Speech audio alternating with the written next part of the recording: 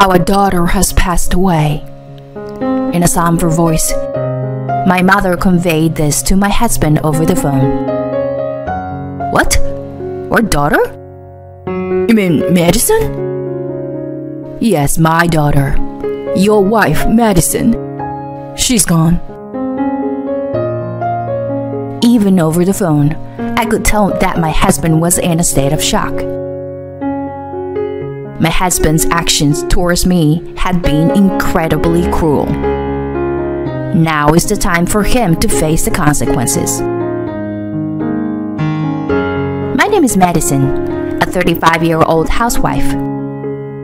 I was raised with my younger sister under the care of our father, who worked as a bus driver, and our stay-at-home mother.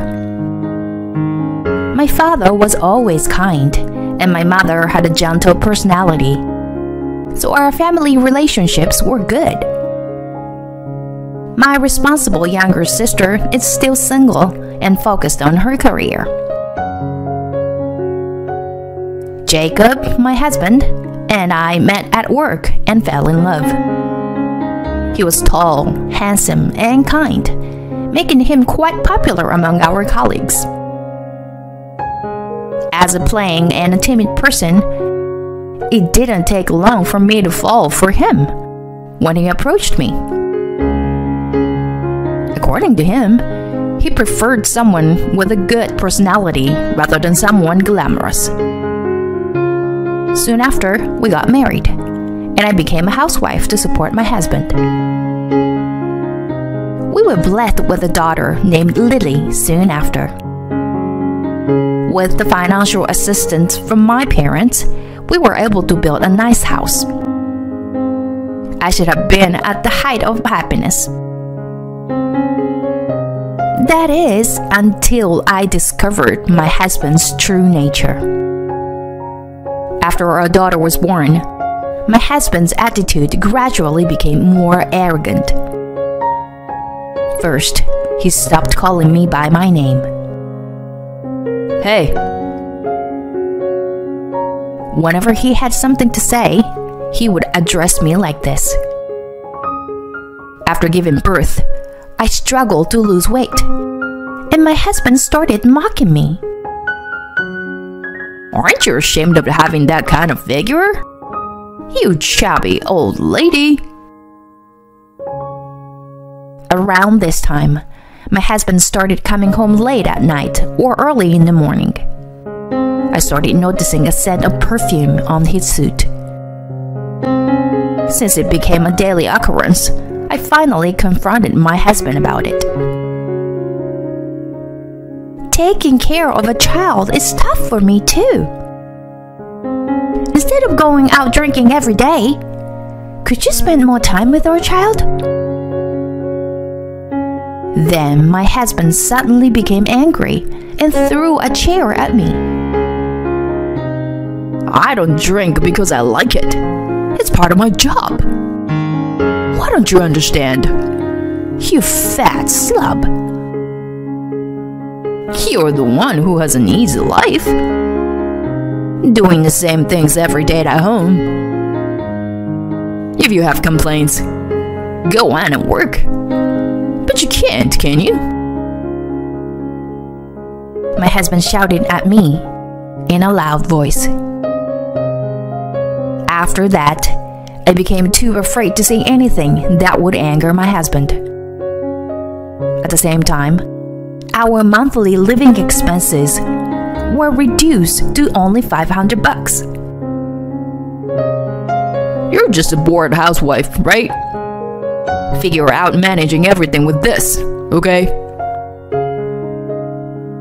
Naturally, I couldn't sustain our living with just that. So I started dipping into my savings from when I was single to make ends meet. My life was becoming more difficult day by day. However, when I thought about my younger daughter, I couldn't bring myself to leave the house. But the truth was that I couldn't ignore the pressing need for a solution. Utilizing my design skills from my previous job, I secretly started doing freelance work from home.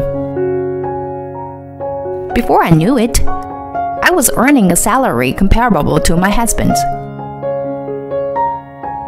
With the financial issues resolved, several years has passed without us divorcing.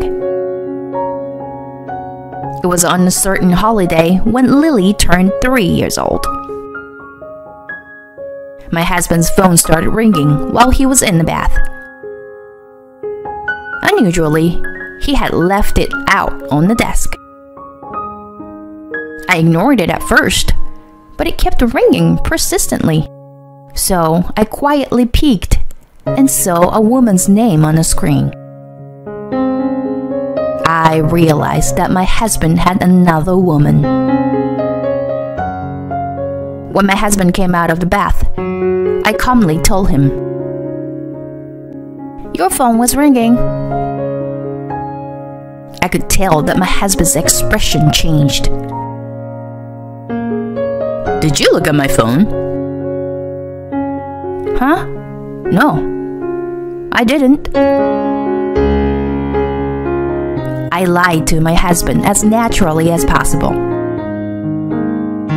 In response, my husband entered the bedroom with a disgruntled expression. Unconsciously, tears started streaming down my face.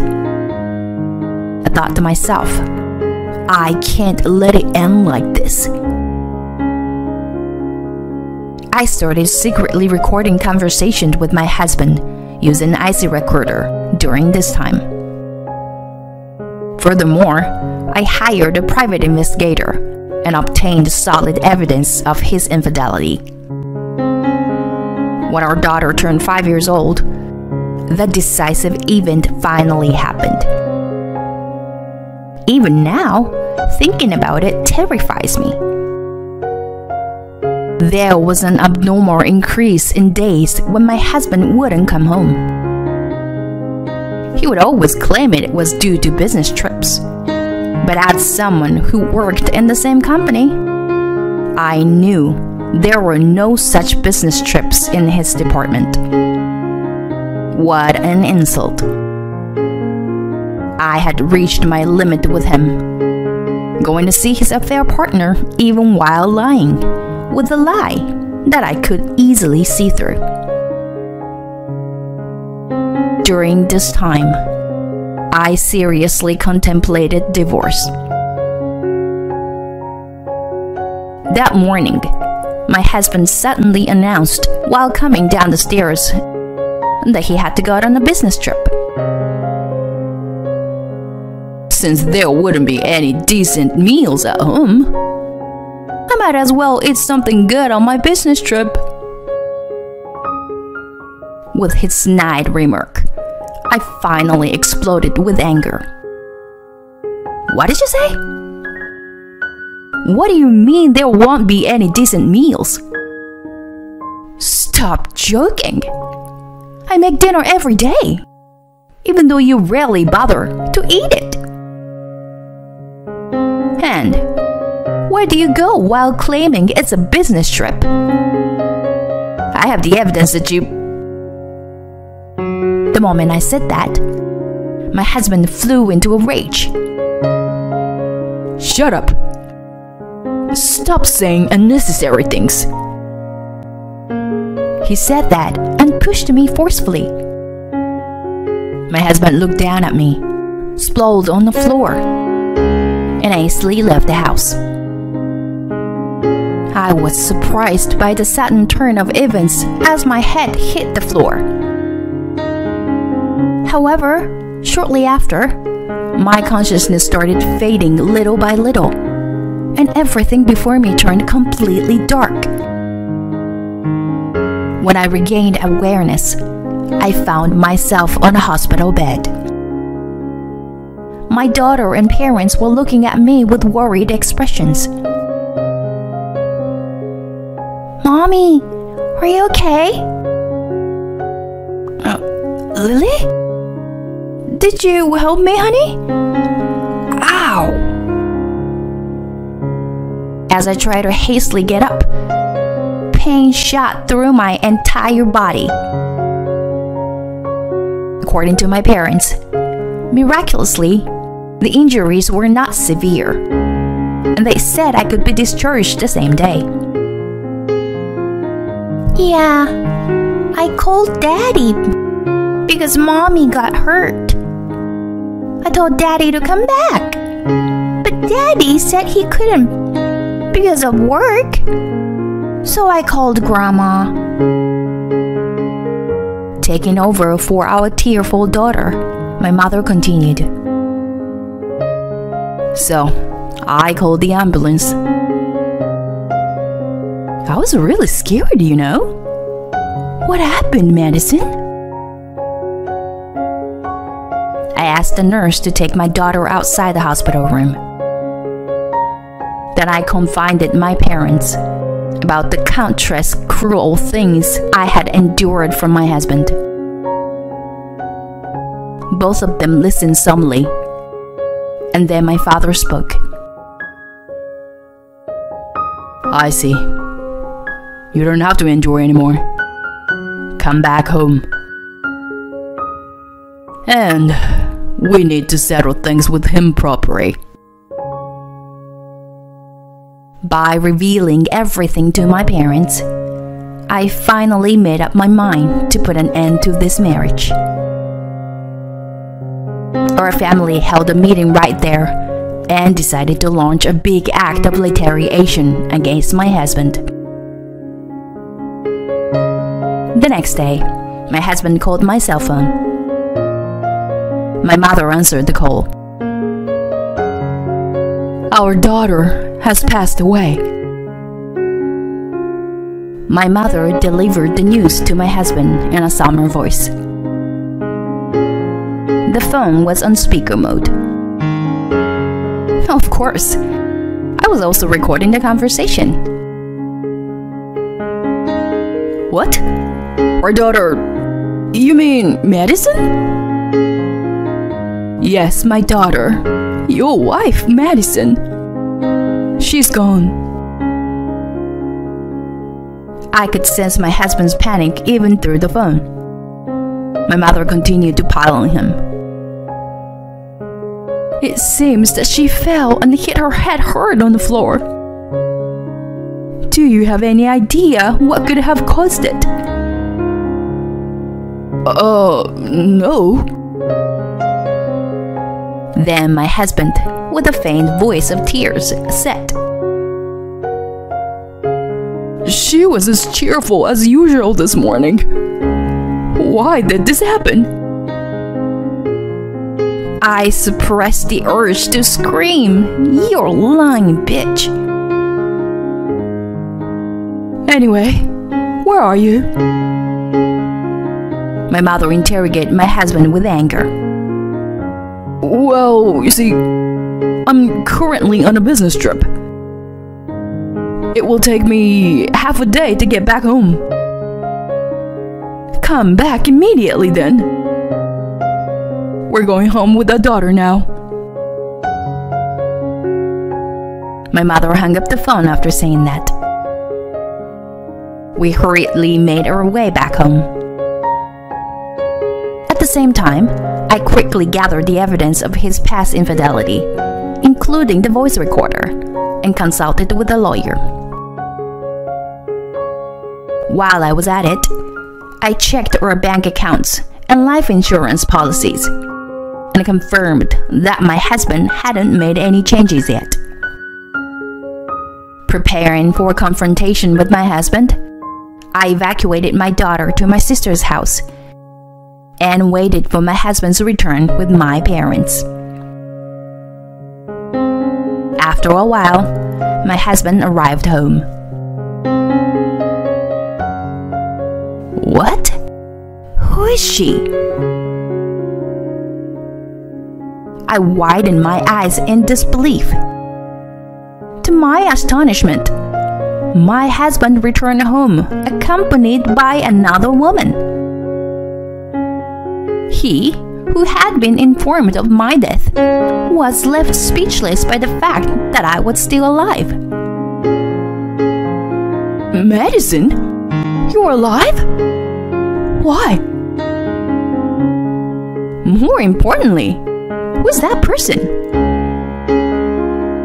What? You can't be serious. Did you deceive me? My husband's voice was filled with shock. Not as much as you did. So, who is that person? Weren't you all supposed to be at your family home? What are you talking about? This is my home, isn't it? Forget about that for now. Who is that person? No, it's not like that.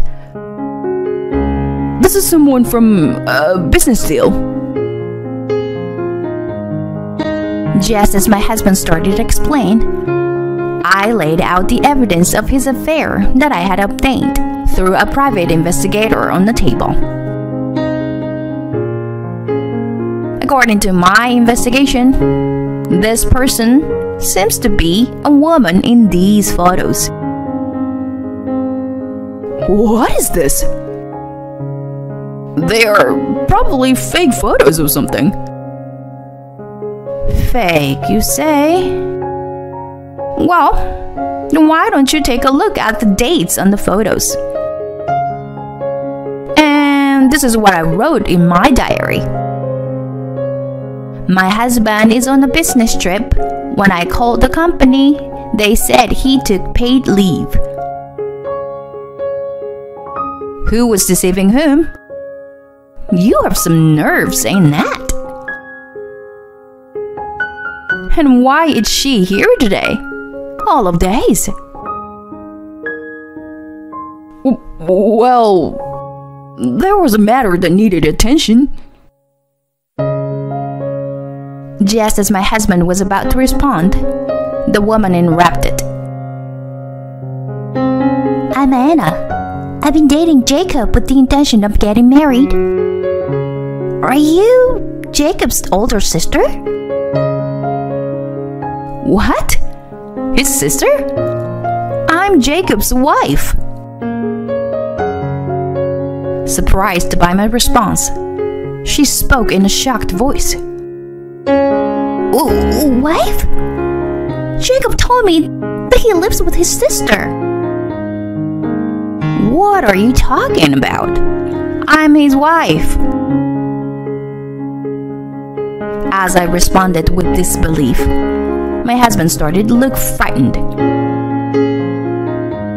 However, even in this situation, my husband stumbled and attempted a feeble counterattack. Well, there's a reason for this. I'll explain later, I promise. It seemed like she understood the situation by now. Jacob, you told me that your sister has passed away, didn't you? What does it mean that you have a wife? She confronted my husband fiercely. I also immediately confronted my husband. For these past few years, you've been cheating on me behind my back. And you even pushed me and caused me injury. Huh? Jacob? Did you really do such a terrible thing to your wife? Unbelievable. So the same thing could happen to me too, right? Anna said with a half-exasperated expression. That's not true. I love you. I really do. Love her? So that means you admit to cheating on me, right? I joined in the confrontation. No, it's just that... So this is what they call a chaotic situation. My husband panicked, but I remained calm. My parents were looking at my husband with even colder and more distant gazes.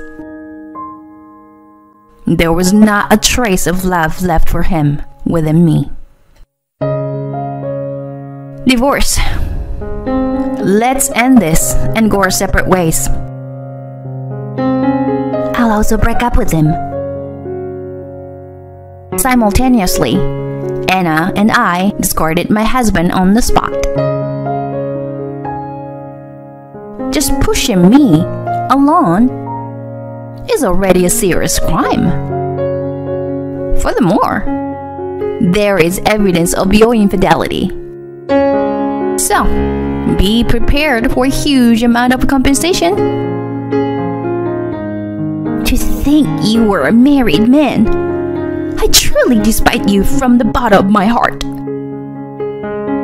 I also demand a suitable apology from you, so be prepared for that. Anna was also furious and directed her anger towards my husband. In response, my husband brazenly started making desperate excuses. It's not my fault that Madison fell on the floor. She tripped on her own. Do you have any evidence that I pushed her? Is there anything to prove it? In disbelief at my husband's attitude, I took out an IC recorder. It contained a vivid recording of a sound when he pushed me. In addition, all the past awful remarks he made towards me are perfectly recorded here. There's no escaping from it anymore. You idiot. Furthermore, Anna added, I have email evidence as well. It proves that we met at a matchmaking party and that he referred to you as his sister. Unable to make any more excuses, my husband finally lost his temper. Shut up, you fat cow. If you were gone, I was planning to be with Anna using your life insurance. She is the daughter of an executive from a business partner. If we got married, my promotion was guaranteed. It's all your fault, Madison. My husband started throwing whatever was within reach at me and even attempted to grab me. At that moment, my father swiftly restrained him in a stranglehold. My father is skilled in judo. Then, with my husband immobilized, Anna delivered a double slap to his face. This one is for me, and this one is for Madison. Saying so, she ended with a powerful knee kick to his sensitive area. As he writhed in agony, I whispered quietly to him, regarding the life insurance, my parents are beneficiaries, considering the worst case scenario. Either way, he won't get any money from me. By the way, do you remember who the house is registered to? My parents put money into this house, so it's under their name. If you understand, then leave quickly, okay? Anna added fuel to the fire. So, you were dating me because I'm the daughter of an executive. It's a shame things didn't go as you planned. Goodbye. After a while, the divorce with my husband was finalized. I received all the compensation I could get. Instead of my ex-husband leaving, I ended up living with my parents. Subsequently, my husband's relationship with Anna became known at his company, and he was demoted. Naturally, Her parents were furious, and they broke up as well. Furthermore, even at his new position, my ex-husband couldn't get along with colleagues and ended up resigning. Anna also demanded compensation, and his retirement funds were nearly depleted. Currently, my ex-husband is in the process of job hunting. Unaware of all this, Anna and her parents discussed it, and she ended up apologizing to me with a letter and even paid damages. Seeing Anna crying and apologizing to me, even though she wasn't at fault, I honestly felt sorry for her. By the way, she soon met someone through a matchmaking and got married to a genuinely single and sincere man. I was relieved to hear that she was able to marry successfully. As for me, my freelance design work from home was going well, and I succeeded in starting my own company. Initially, it was a small company with a few employees, but our performances steadily grew. Recently, the number of employees has increased significantly, and we plan to buy a building next year to expand the company. As for my daughter, she didn't feel lonely even after her father left. In fact, she strongly recognized him as a bad person who didn't come to help when Mommy got hurt, and never wanted to see him again. In our peaceful and harmonious days without fights, my daughter seems to be growing happily. The other day, filled with gratitude, I invited my parents and sister on a family trip. Not only we could relax at a leisurely resort, but we also found financial stability and peace of mind. I genuinely felt happy. Hey, Mommy, I want a cat. My daughter said while eating a meal during our trip. A cat? That sounds nice. Well, then let's go find a partner for you, Lily. Oh, a cat. We love cats too. I wonder what kind of cat would be good. A few weeks after that conversation, a new member joined our family. It was a small and mischievous, adorable kitten.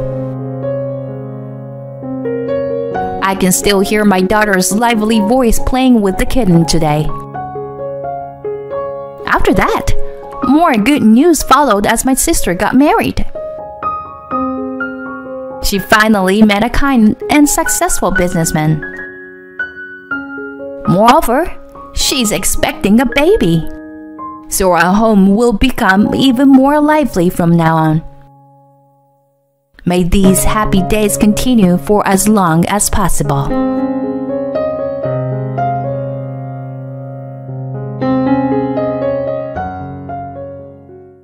While embracing my crying son, I heard the sound of screeching brakes and something colliding.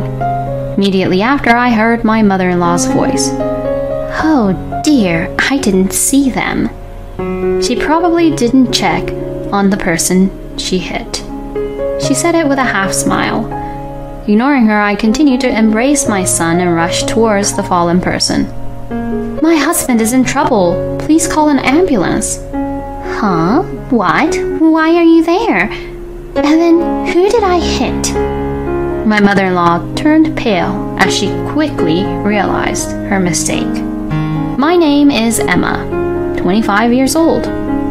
I lost my parents at a young age and grew up in a facility. It's a common story. At first, I was quiet and withdrawn, but by the time I left the facility, I had become an optimistic person after meeting someone that was like an older brother figure. After graduating from high school, I aimed to become a full-time employee while working part-time at a restaurant.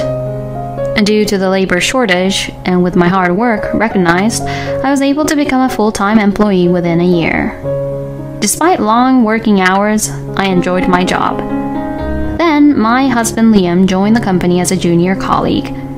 Liam has switched careers from another industry, so I was unsure how to interact with him as a senior colleague.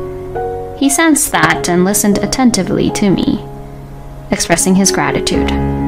Emma, your explanations are thorough and easy to understand. Thank you for everything. I was strongly attracted to Liam, who treated me with kindness and respect without displaying any negative attitude towards me despite being 10 years younger. When Liam proposed the relationship, despite concerns from those around us, I gave my consent, and we began dating. You're only 22 years old, and you may have many things you want to do, but I'm already 32, right? I do respect your opinion, but if you're okay with it, Emma, I want to spend more time with you. I immediately accepted Liam's marriage proposal, as he even showed concern for me during the proposal.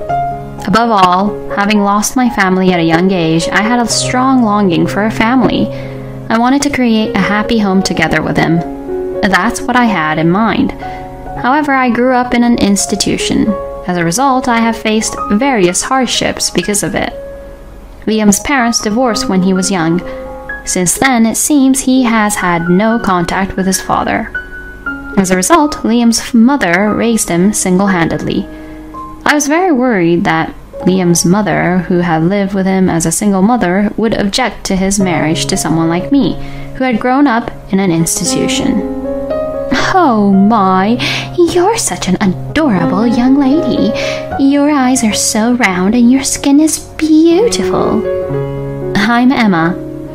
I've heard about you from Liam. He mentioned that you grew up in an institution. Ah, yes. I instinctively tensed up. I thought it was going to be a failure after all. Oh no, don't make that face. It's alright, it's alright. It's perfect. Huh? It's perfect? The way my mother-in-law said it bothered me a little.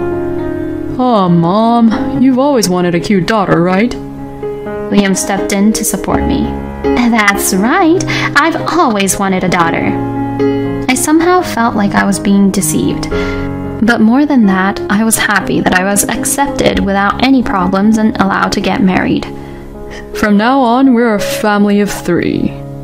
Saying that, Liam patted my shoulder from behind. Yes, that's right. Emma, when are you moving here? Huh? Here? Oh, we haven't talked about living together yet. With a casual tone as if he had just forgotten to buy bread, Liam spoke. I couldn't help but feel a sense of discomfort, but in front of my newly approved mother-in-law, I couldn't get angry or firmly refuse. I remained silent, unable to say anything. In this town, it's common for the eldest son's wife to live together with a family. I'm sorry for not explaining, but Emma, you're okay with it, right? You've lived with other people in the facility, and despite the constant coming and going, everyone got along well. You even took care of everyone, right? Well, but, Huh? Don't you like it? Don't you want to get married? You want to become part of my family, don't you? Faced with Liam speaking in a slightly intimidating tone, I couldn't refuse. And so we began our cohabitation after getting married. At first, things were going well, and I collaborated with my mother-in-law and Liam in doing household chores, managing to balance family and work successfully. However, after 6 months, both my mother-in-law's and Liam's attitudes started to change. Haven't you had a baby yet? You're so young, it's a shame you can't conceive. What do you mean? Mom, stop it. I'm eating right now. You can talk about that stuff when I'm not around. Liam uttered in a deeply annoyed tone. Liam said it not to defend me, but because he doesn't want complaints about his wife in front of him, as it would ruin his appetite. You too. Honestly, even though you look decent, your housework and salary are just average, and now you can't even have children. What's the point of getting a wife? And did you choose properly? No parents, a lonely young woman. Her housekeeping is decent and she hasn't been with any other men. She's clean and her appearance is decent. She meets all the conditions you mentioned, doesn't she? I wish they would have such discussions, at least, when I'm not around. Is it just because I'm young and selfish that I feel this way? Do other wives endure such things in the world? While thinking about these things, I could only pretend not to hear as I continued doing the dishes. Even though such conversations happen on a daily basis, I still want to create a happy family somehow. Maybe things will change if we have a child. I believe that if I worked harder on housework and improved my salary, things would get better. Since having a child is a precious gift, I made an effort to work overtime and earn more money than when I was single. I also felt the need to excel in housework, so I would finish cleaning and laundering before work, and when I returned home, I would prepare dinner for the three of us and continue with more housework. It's frustrating because my mother-in-law, who probably did the housework before I came, stopped doing it after we started living together and would only complain, leaving me to handle everything. Since you used to take care of a large number of people, it shouldn't be a big deal to handle just 3, right? I was made to do all the household chores by myself, even when I came home after working overtime. Liam now works at the head office instead of the field, and he often finishes work on time. However, he rarely helps with household chores. Without defending me against my mother-in-law, Liam would come home and lock himself in his room. Apart from meals, he would put on headphones and play online games, so there was hardly any conversation between us as a married couple. However, my mother-in-law continued to control everything, and on the days when she gave instructions, he would reluctantly come out of his room and spend time in my bedroom. And finally, the day came when I could no longer bear being under complete control. You did it! It's a baby! A baby! My condition worsened, so I went to the hospital for a checkup and discovered that I was pregnant. It had been a year since our marriage, and it was a long-awaited moment. During my pregnancy, my mother-in-law's attitude improved so much that she seemed like a completely different person and became kinder. However, I wanted to continue working, but due to my mother-in-law's actions, I was forced to quit my job. She's supposed to be on her break right now, isn't she? She's not answering the phone. She started calling the store to reach me. Ma'am, sometimes breaks can be rescheduled when she's busy. But she's pregnant, you know. What do you think about that? What if something happens to the baby? My grandchild. What will you do? You're not making her carry heavy objects, are you? During my work, I receive calls like this multiple times a day. The store manager expressed concern for me, but mentioned that it was causing disruption to the tasks of other employees. I apologize for causing any inconvenience. I hate to put it this way, but as far as your mother-in-law goes, are things going well with Liam? The store manager, being a woman, was one of the people who expressed concern when I announced my marriage to Liam. However, despite her genuine worries and advice, I chose to ignore them and got married anyway. I couldn't say such things as our married life isn't going well while being pregnant. After that, my mother-in-law took the lead in household chores, ensuring healthy meals, moderate exercise, and proper sleep. I followed my mother-in-law's instructions and lived a restricted life, managing my weight according to the ideal for a pregnant woman, all the while thinking about the well-being of the baby. And I safely gave birth to a healthy baby boy. He's such a cute little boy. Both Liam and I have curly hair, but this child takes after you, Emma, with smooth and beautiful hair. During the pregnancy, my mother-in-law insisted that her grandchild should have smooth and straight hair because she was self-conscious about her own curly hair. While I believed that our child would be adorable either way, I felt relieved that my mother-in-law had expressed such a preference. I was anxious about her reaction. Oh, how about the name Marlon?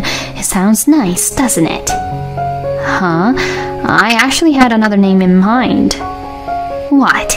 It's my grandchild, you know. Plus, it's the name of my favorite actor. It's a handsome name, isn't it? And naming a child based on such reasons?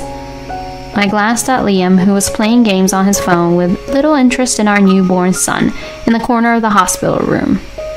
Liam noticed my gaze, but quickly averted his eyes.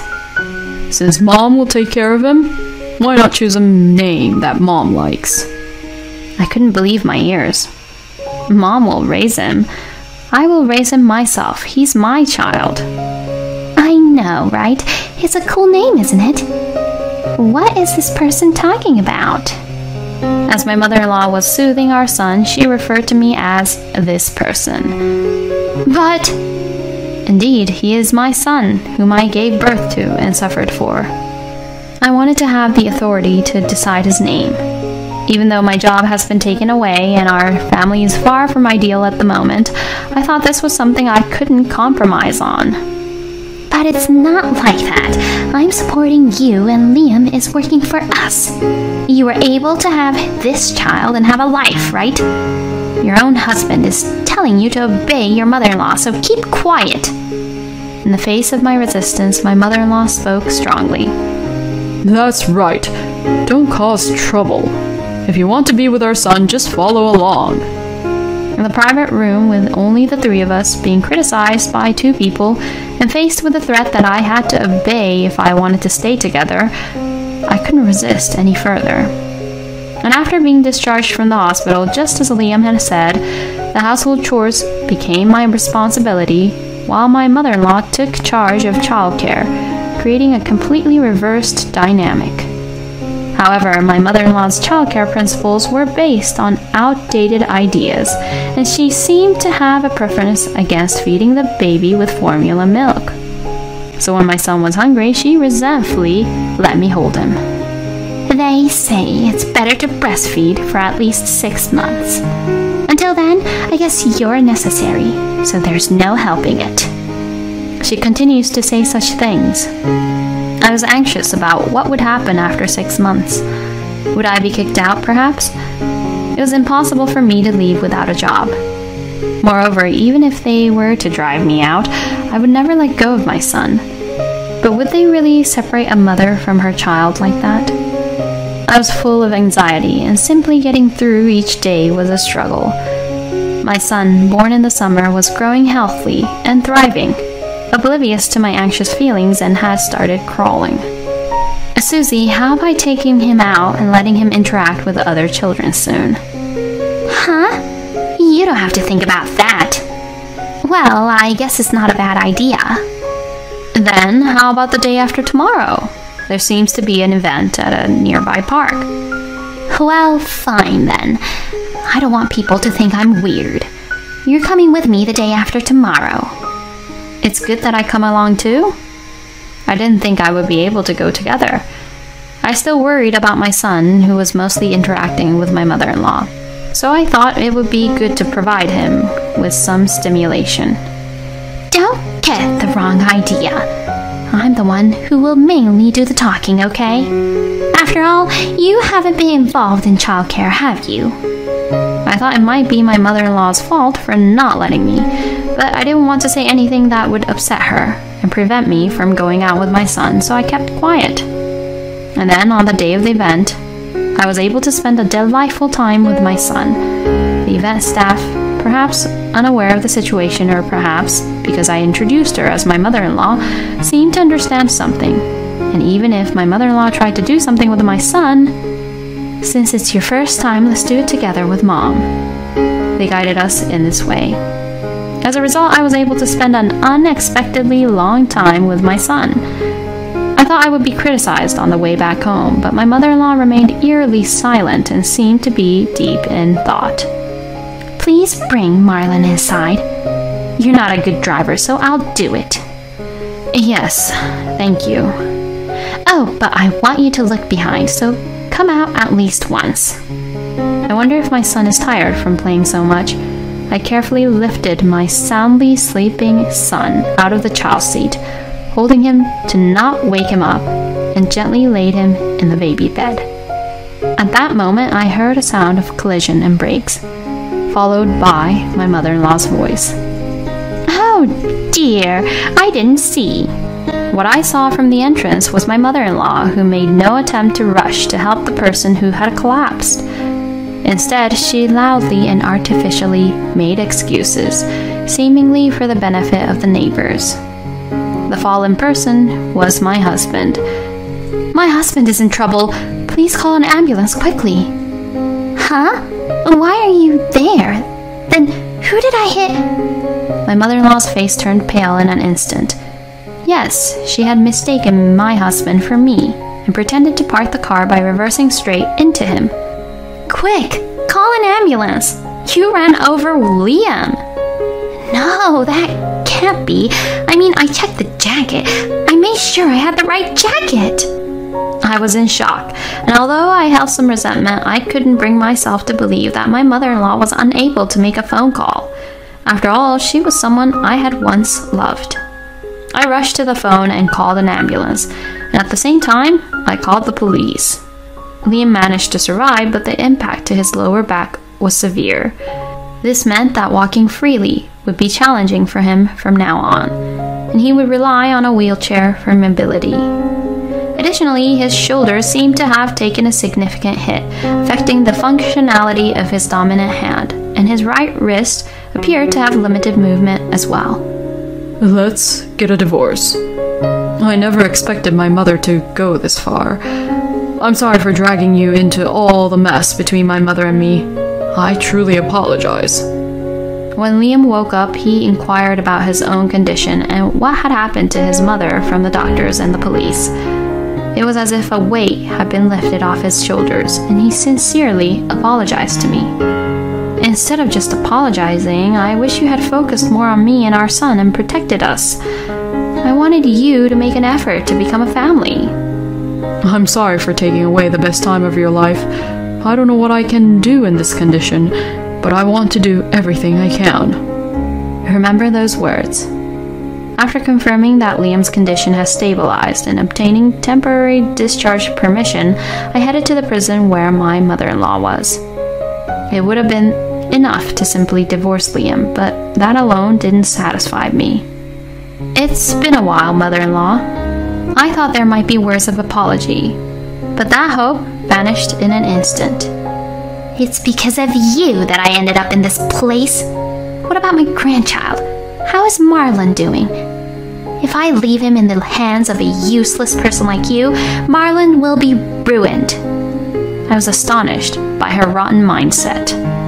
However, now, despite her assertiveness, my mother-in-law, who was dressed plainly and without makeup, appeared small.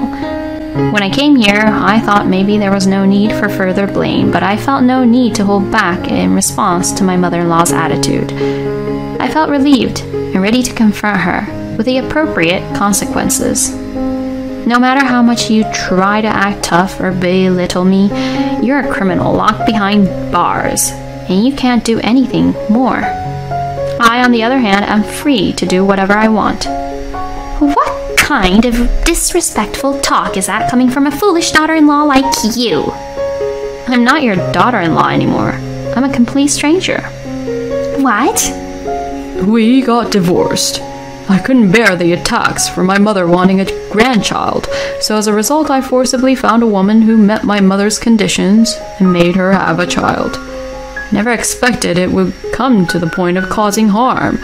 I can't keep up with you anymore either, mother or not. Can't keep up, huh? What about Marlon then? We don't need a daughter-in-law like you anyway. The important thing is our grandchild, and I do care about you, Liam, even if it was a mistake. Yes, that's right. You mistook Liam because he was wearing the sweater that you gave me.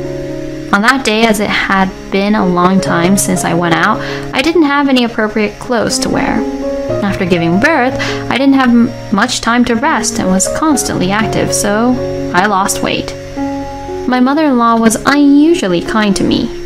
Don't you have anything suitable to wear? It's cold today. I'm not wearing this right now, so I'll lend it to you. And she lent me a branded eye-catching orange sweater.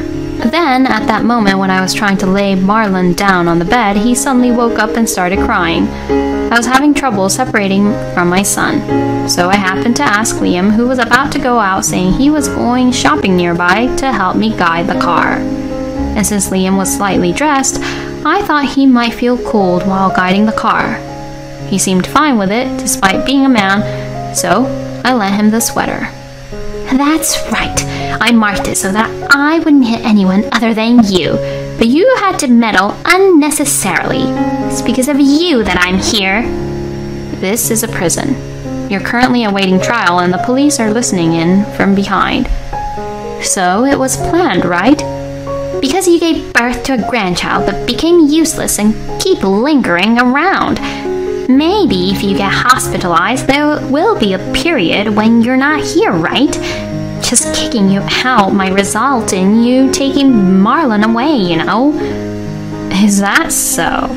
So you deliberately stepped on the accelerator thinking it was me. We are getting divorced, so you are a stranger to me. Marlon is also a stranger to you, and you have no visitation rights. Do you even realize where you are?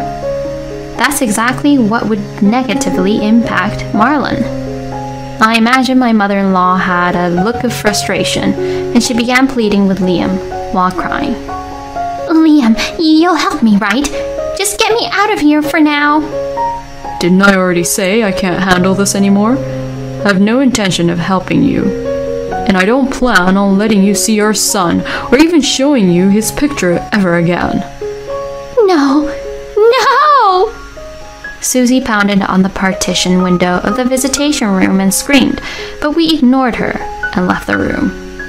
Meanwhile, behind us, the correctional officer's angry shouts echoed, and we could hear someone being taken away, screaming. Liam's face twisted slightly, but I felt a sense of relief. I would no longer be troubled by my mother-in-law. Liam promised to pay both alimony and child support. It seems that his dominant hand can move, but his favorite game requires the use of both hands, so everything he invested in it, including in-app purchases, seems to have been in vain. He says he can never do it again. He pleaded with the company to somehow let him stay, explaining that even in a wheelchair with only one hand, he would still be able to do computer work. The company, understanding his situation, agreed to keep employing him, albeit with a reduced salary. Now I decided to return to work. It seems that this story was conveyed to the female manager through someone related to Liam. Because it also concerns your son, I would like you to contact me, even if it's after you've calmed down. I've been concerned about it all this time, but I couldn't do anything. And this time, I really want you to rely on me. She says so, and promised to rehire me. And now the families in the facility who were like older brothers to me have kindly allowed me to stay until things settle down, and I am preparing for a fresh start. This time, I'm determined to express my aspirations, protect what's important to me, and live a fulfilling life while maintaining open and effective communication with others. I'll cherish those invaluable elements every step of the way.